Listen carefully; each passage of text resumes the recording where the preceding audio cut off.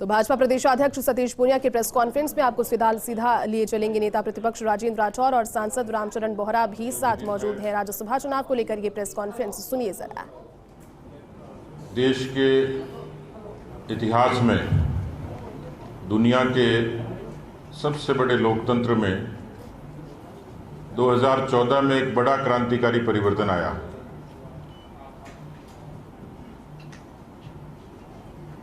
सुंदर सनातन देश की इस व्यवस्था में अनेकों ऐसे अवसर आए जब देश को चुनौतियों का मुकाबला करना पड़ा। मुगलों से लेकर अंग्रेजों तक के संघर्ष की कहानियां सबको ज्ञात हैं। आज़ादी के बाद और एक सबल और सक्षम लोकतंत्र की दिशा में हम लोग बढ़ना शुरू हुए। आज हम आज़ादी का 75वां अमृत महोत्सव मना रहे हैं।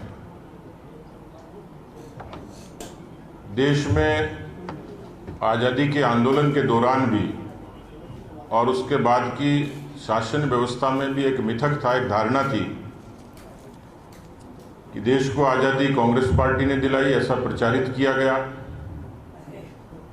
उसके बाद ये कहा गया कि देश पर सत्ता करने का अधिकार किसी को है तो कांग्रेस पार्टी को है। और उसके बाद ये स्थापित किया गया कि कांग्रेस पार्टी में भी कोई शासन कर सकता है तो नेहरू गांधी खानदान कर सकता है।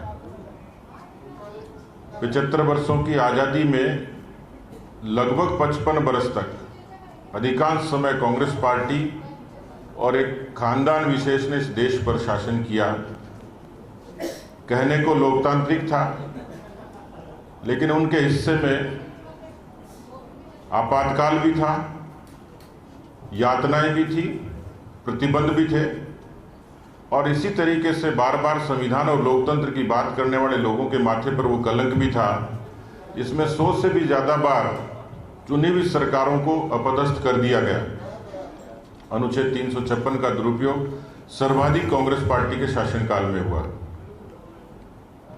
आज़ादी का आंदोलन और उस आज़ादी के आंदोलन के बाद आपातकाल का आंदोलन, आपातकाल के आंदोलन के बाद श्री राम जन्मभूमि का आंदोलन और अनेक अवसरों पर अनेक आंदोलन। कश्मीर में एक देश में 2 निशान, 2 विधान, 2 प्रधान नहीं रहेंगे, इस बात को लेकर भी आंदोलन। देश की एकता और अखंडता के लिए आंदोलन।